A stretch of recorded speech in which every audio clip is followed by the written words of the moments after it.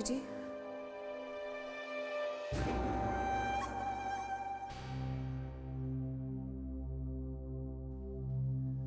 आपको बुरा लगा ना प्रॉपर्टी को लेकर, लेकिन सच मानिए मुझे कुछ नहीं चाहिए।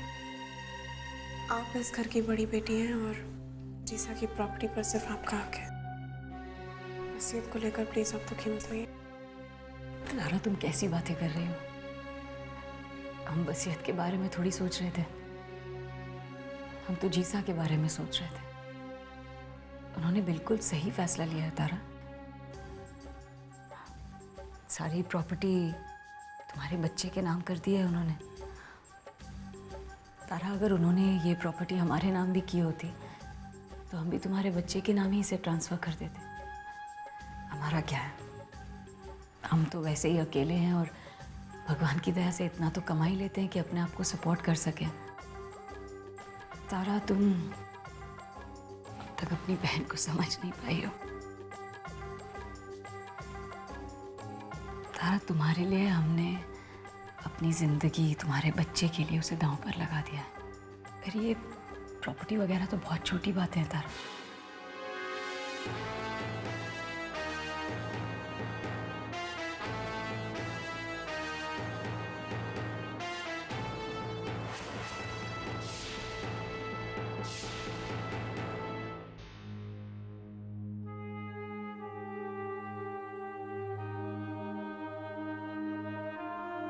मासा,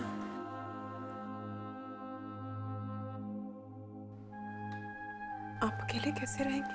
अकेले तो हम तब भी हो गए थे बेटा, जब आपकी विदाई इस घर से हुई थी। लेकिन उस वक्त आपके जीसा का साथ था।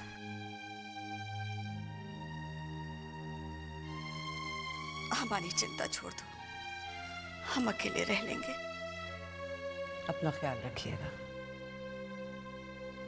हुकुम, सामान गाड़ी में रख दिया है।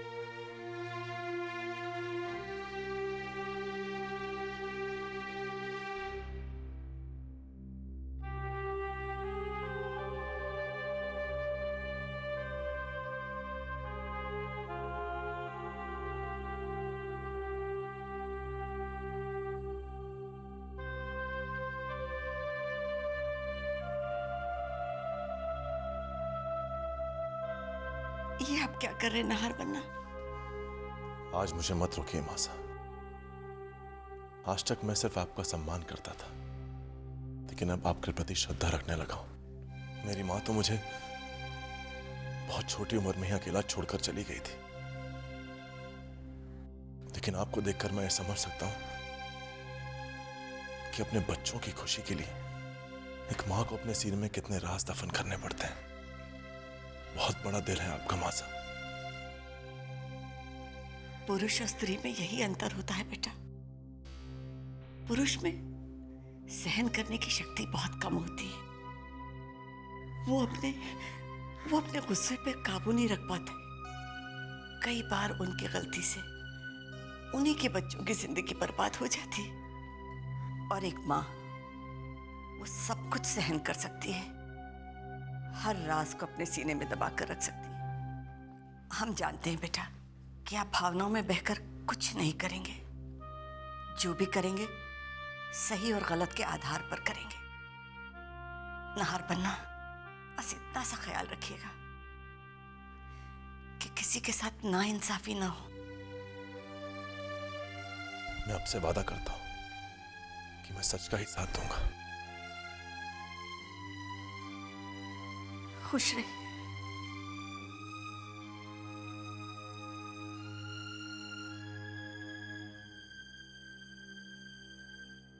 अंबिका, अंबिका, मैं जा रहा हूं। पापा जी, ये लीजिए आपका टिफिन। टाइम से खाना खा लीजिएगा, ये नहीं कि काम में खाना खाना भूल जाए। अरे सुनो, ये मैंने कुछ गुजिया बनाई है सलोनी के लिए।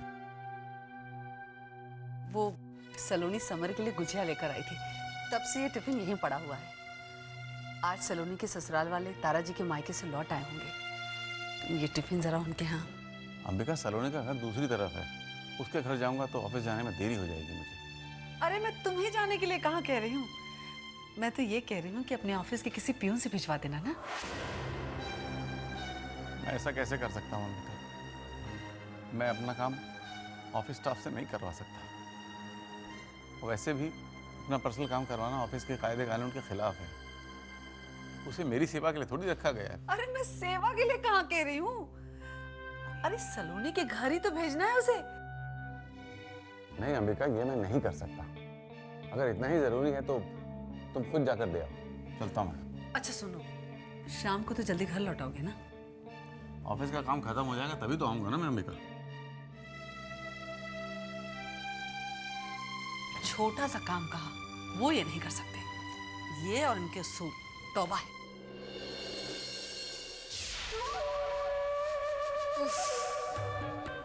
आपके उसूल, आपके आदर्श पापा जी, क्या दिया है इन्होंने आपको? एक चपरासी की नौकरी। आज भी भूली नहीं हूं वो दिन जब आप लोगों ने मुझे घर से बाहर निकाला था। कितना रोई थी मैं, लेकिन किसी को कोई असर नहीं। सबके कर्मों की सजा इसी जन्म में मिलती है, और इस बार आपके रोने की बारी है ससुर जी। अगर आप सबको खून के आंसू नहीं रुलाए तो मेरा नाम बदल दीजिएगा। नहीं, मैं अपना नाम क्यों बदलूं? मेरा नाम तो कितना प्यारा सा है, कावेरी।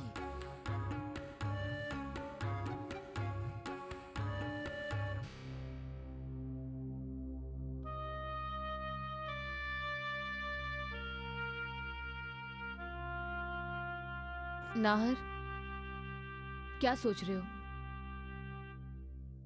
कुछ नहीं भाभी साहब, बस यूं ही।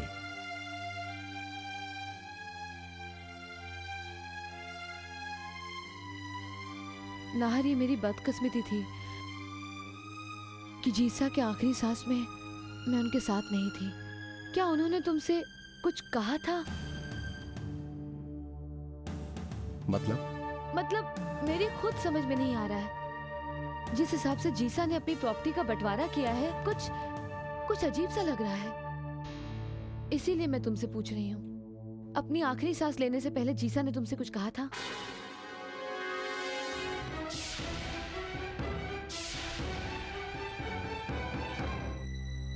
कुछ नहीं, बस मासा की चिंता कर रहे थे कि उनके जाने के बाद वो कितनी अकेली हो जाएंगी। मौत का आभास तो हो ही जाता है ना।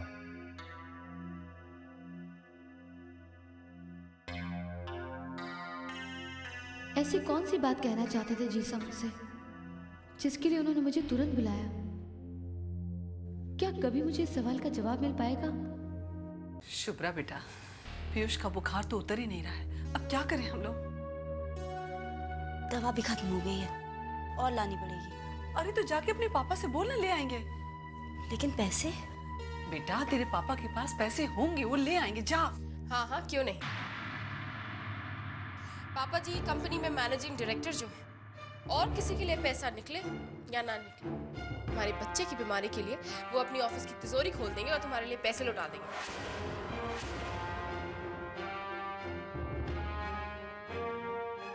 तो इस बात से आपको क्या तकलीफ हो रही? मैंने आपसे पैसे मांगे नहीं ना? मैं बहुत किस्मत वाली हूँ कि मुझे ऐसे माँ बाप मिले। और मेरे पापा इस उम्र में भी अच्छा खासा कमा लेते हैं, जिससे मुझे और मेरे बच्चे को पाल सके।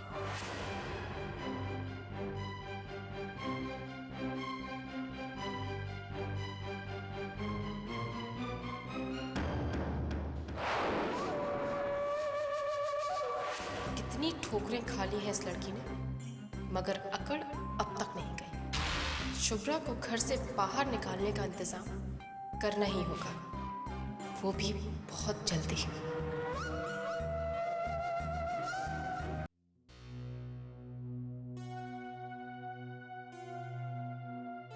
लो,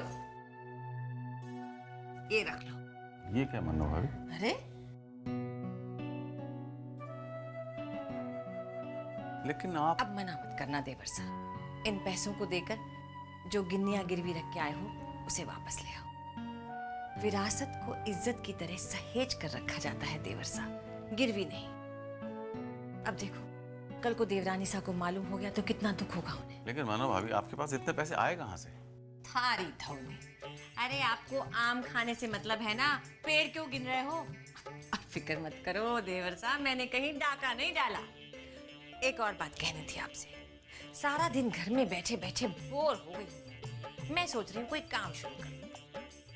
क्या मैं आपको इतना भी नहीं जानता मन्नू भाभी कि मेरी मुश्किल देखकर आप मेरी मदद करने के लिए खाली वक्त काटने का बहाना कर रही हैं? अब आप समझ ही गए तो मैं क्या कहूँ देवर साहब। अपनी परेशानियों में आपको भी सुख से जीने नहीं दे रहा हूँ मैं। देवर साहब, सुख और दुख के मायने परिस्थितियों के साथ बदल जाते हैं। इतने सालों तक मैं खुश होने का ढोंग करती रही, लेकिन अंदर ही अंदर ये बात मुझे खाए जाती थी। अब कोई पर्दा नहीं रहा। हम साथ बैठकर अपने नसीब पे रो भी सकते हैं और अच्छी जिंदगी के सपने देखकर मुस्कुरा भी सकते हैं। देवर साहब, अकेले ना सोने का महल भी जेल की कोठरी सा लागे है। आप सबके कारण कम से कम मैं एक घर में तो रह रही हूँ देवर साहब। देखिए देवर साहब, आप मुझे अपना समझे या ना समझे, मैं तो इस घर को अपना मानती हूँ। आप अगर शुभ्रा और उसके बच्चे के लिए घर के मंदिर से गिन्नियां उठाने पे मजबूर हो सकते हो देवर साहब, तो इस घर की तकलीफ देख के मेरा दिल भी दुखता है। मदद करने का पूरा हक है मुझे, आप मुझे रोक नहीं सकते। रख लो। बहस मन्नो भाभी से बहस नहीं देवर साहब।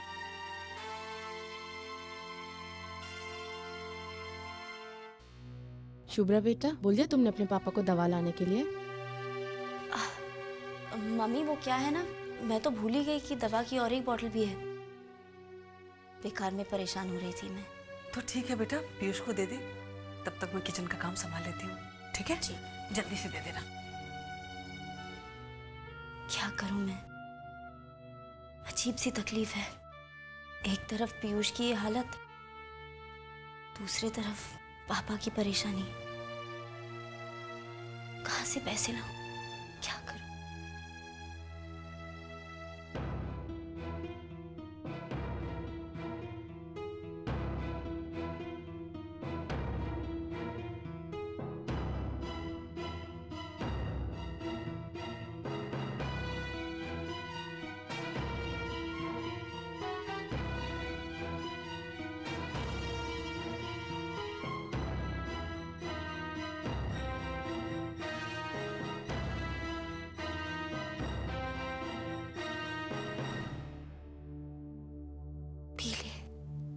पी ले बेटा।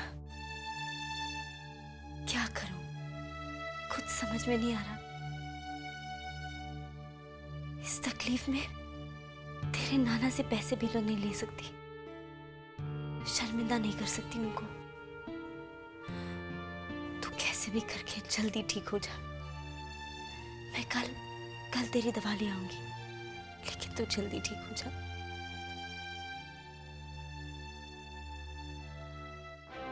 शमशेर सिंह जी ने अपनी तमाम जायदाद में से 20% अपनी बड़ी बेटी उर्वशी और दामाद राजशेखर के दोनों बच्चों के नाम किया है, और उसके बाद 20% रानी साहिबा के नाम किया है, और बाकी के 60% तारा के होने वाले बच्चे के नाम किया है।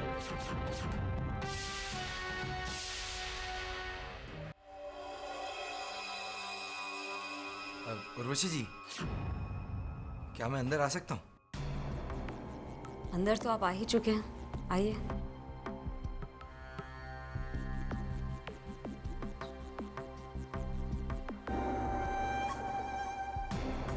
गौर साहब, आप कुछ कहने आए थे ना, कहिए। नहीं उर्वशी जी, मैं बस सोच रहा था। डोंट माइंड कंवर साहब, सोच ही रहे हैं तो अपने कमरे में जाकर सोचिए। यहाँ हमारे कमरे में क्या कर? आप भी कमाल करती हैं उर्वशी जी। भाई, अब बात आपके बारे में है तो सोचना भी तो आपके सामने ही चाहिए ना। अब क्या है ना कि बड़ी हमदर्दी है मुझे आपसे। अब देखिए ना, इतनी नाइंसाफी कर दी आपके अपने पिता ने आपके साथ। अरे सारी की सारी दौलत तारा जी के बच्चे के नाम कर दी और आप ठन गोपाल। अब आपका क्या होगा उर्वशी जी? गिनती के दिन रह गए आप। इधर आपने बच्चे को जन्म दिया और उधर आपको इस घर से और ब्रिजेश जी की जिंदगी से thank you tata bye bye कह के बाहर निकाल दिया जाएगा। उसके बाद ऐश करेंगे इस पूरी प्रॉपर्टी पर ब्रिजेश जी, तारा और वो बच्चा जिसके लिए आपने 9 महीने इतना कष्ट सहा। छी छी छी छी, मुझसे तो ये सब नहीं देखा जाएगा। देखा नहीं जा रहा है तो प्लीज अपनी आंखें बंद कर लीजिए। और वैसे भी प्लीज डोंट माइंड, आप हमसे हमदर्दी ना ही जताएं तो बेहतर होगा। हमें प्रॉपर्टी का कोई भी लालच नहीं है। हम जो कुछ कर रहे हैं सिर्फ तारा और ब्रजेश जी के लिए कर रहे हैं। नहीं, आपको लालच नहीं है ये बात मानी, लेकिन आपके पिताजी ने आपके साथ कौन सी दुश्मनी निभाई जो आपको? कर सा डोंट माइंड, लेकिन प्लीज कुछ देर के लिए आप हमें अकेला छोड़ देंगे? आपको तो अकेले ही रहना है उर्वशी जी। मैंने सोचा कि थोड़ी देर के लिए ही सही आपका साथ निभा दूं, लेकिन आपको मंजूरी नहीं है। कोई बात नहीं, अकेले रहिए आप, एज यू विश।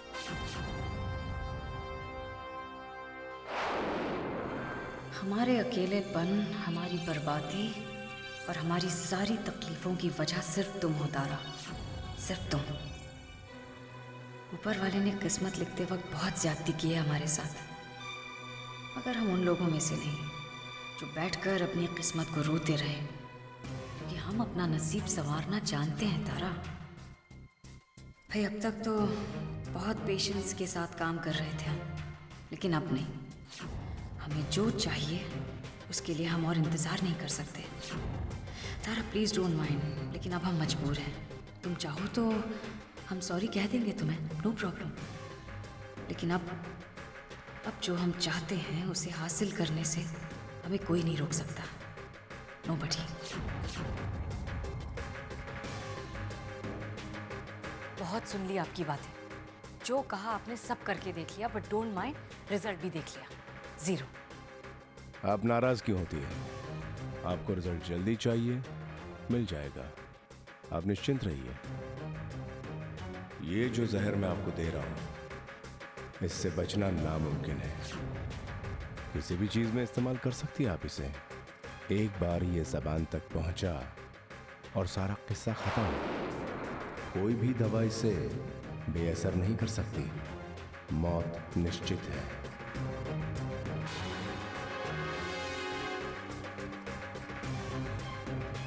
नादान थे तारा, जो तुम्हारे आंसुओं में बहकर अपनी खुशी कुर्बान करने चले थे।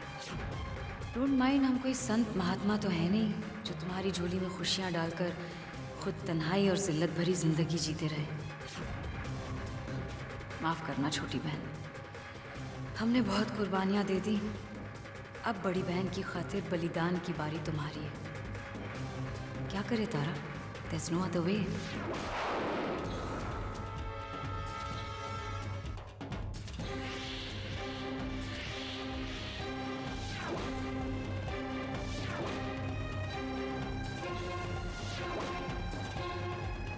एक बार ये ज़बान तक पहुंचा और सारा किस्सा खत्म।